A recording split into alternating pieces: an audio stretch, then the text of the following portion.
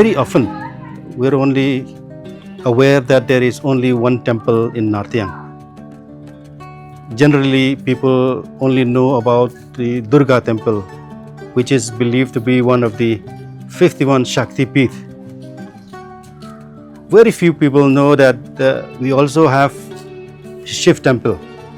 So right now, I am standing here in front of the Shiv temple, a temple which is solely dedicated to Shiva. So come, let us get inside the Shiv temple.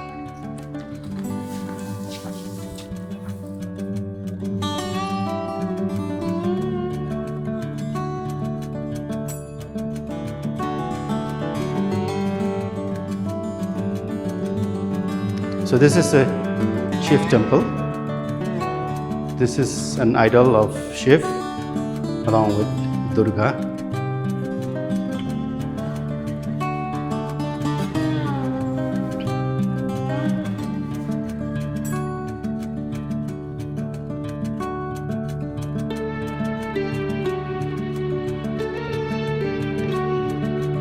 Again, the interesting thing about the temple, both the Durga temple both the Durga temple and the Shiv temple, is the presence of a lock like this, which is called ukhnang or uchratskit.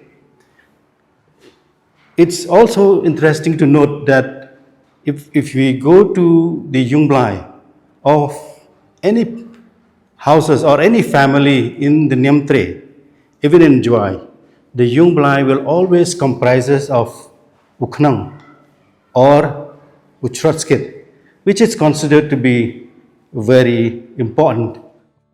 We have seen earlier in the Durga temple also, we have two of a similar khnang, of a similar lock, which was put upright in the temple.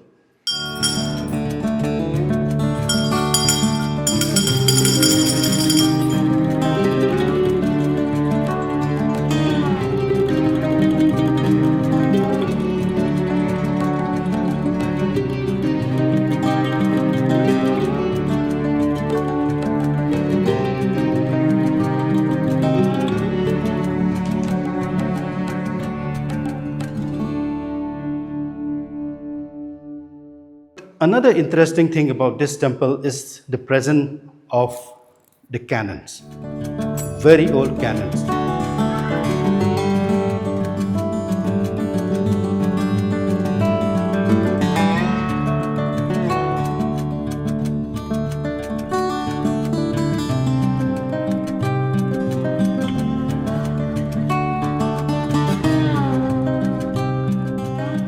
We can see that this is very big cannon.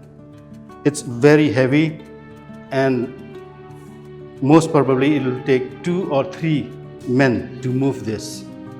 Otherwise, these are much smaller cannons. We don't have history when the cannon were used. If we study the rebellion of Kyangnangba, we found that they do not really use cannon. They only use bows, arrows, and stones and sticks. But very interestingly enough, we find these cannons here.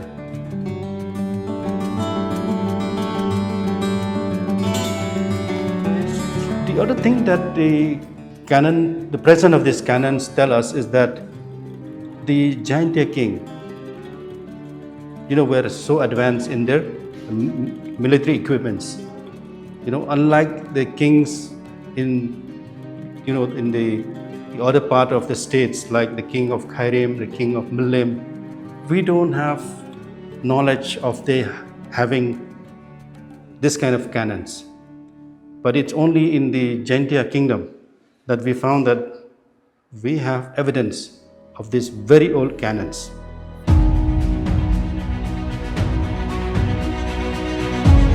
The other learning from the mere presence of this cannon is also the fact that it shows that the Jaintia king used gunpowder.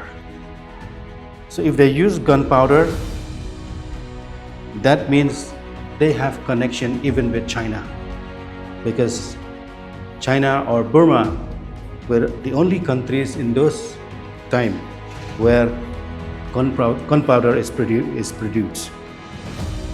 So the presence of this cannons is an enigma which needs to be studied, because this not only shows the greatness of the Jaintia kingdom, but it also tells us the influence that they have, that their influence can reach up to Burma or China.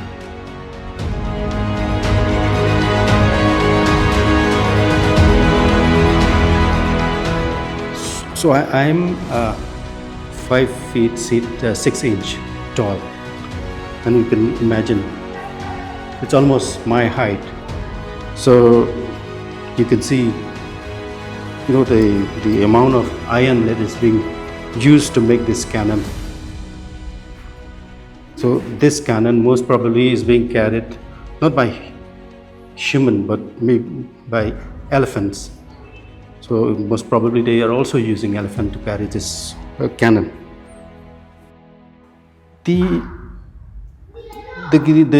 making of this gun is also very rudiment.